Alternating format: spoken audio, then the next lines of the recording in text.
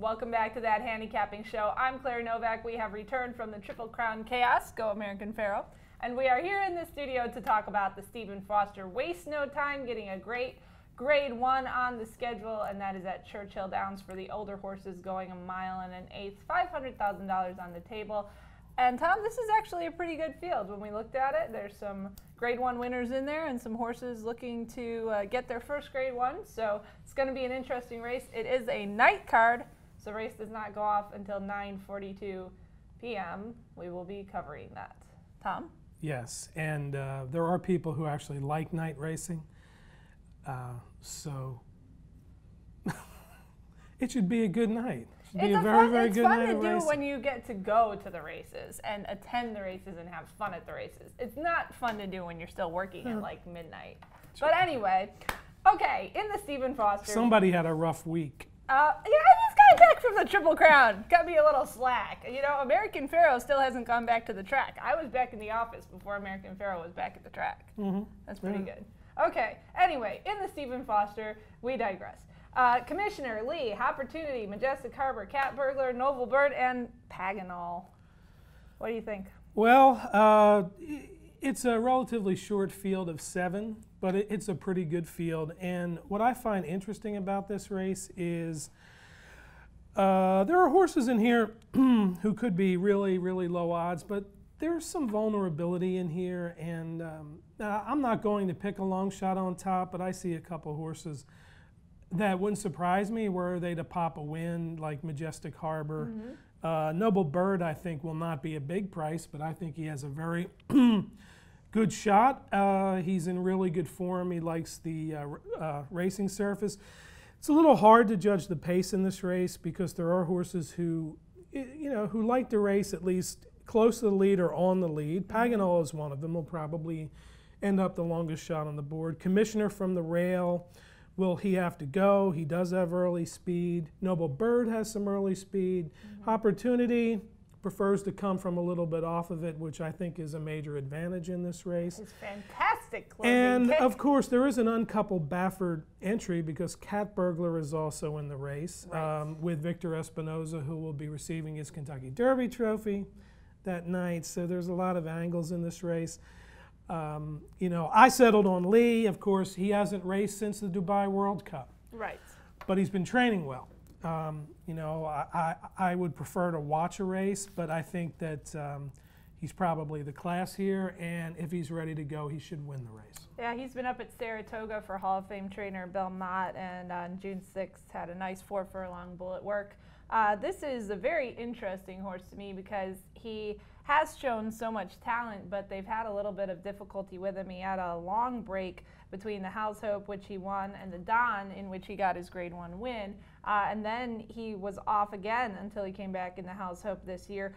Really nice run in the Dubai World Cup. Can't fault him behind Prince Bishop, the upset winner, and California Chrome.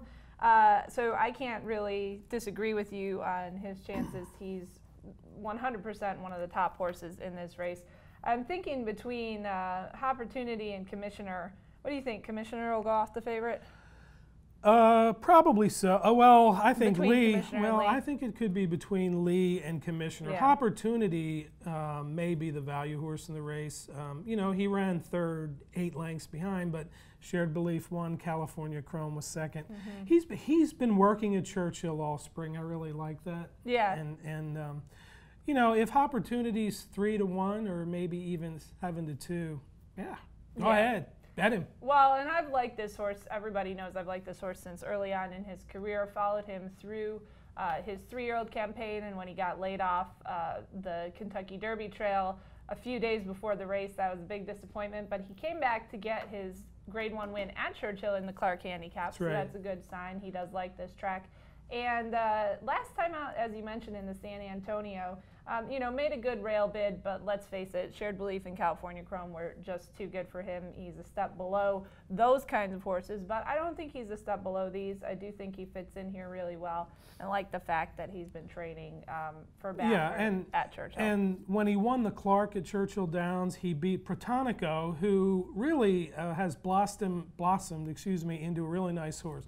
I believe he's one of the horses that caught that virus in the Pletcher barn. Yeah. That's why he's not in this race.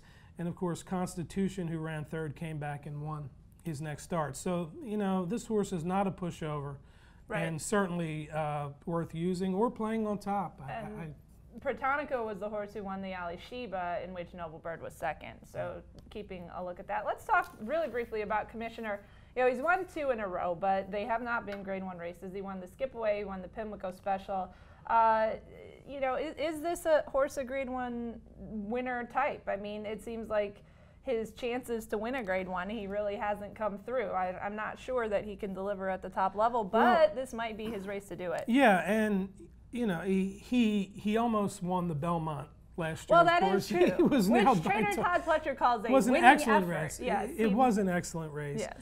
Of course, he got drilled in the Don. He was behind Constitution and Lee, but you know, the Skip Away was his return to the winner's circle. Then he came back and won the Pimlico Special. You know, it wasn't a very, very deep field, and he was a fairly heavy favorite. But the horse that ran second, Paige McKinney, is a very late developer. He's gotten pretty good. Cat Burglar, of course, was third.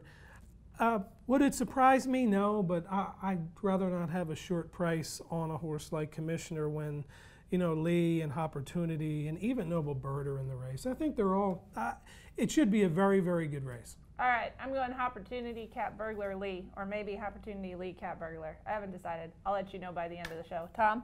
I'm going to go Lee, Opportunity, Noble Bird, and kind of mix those horses up and probably use them in pick threes. There you go.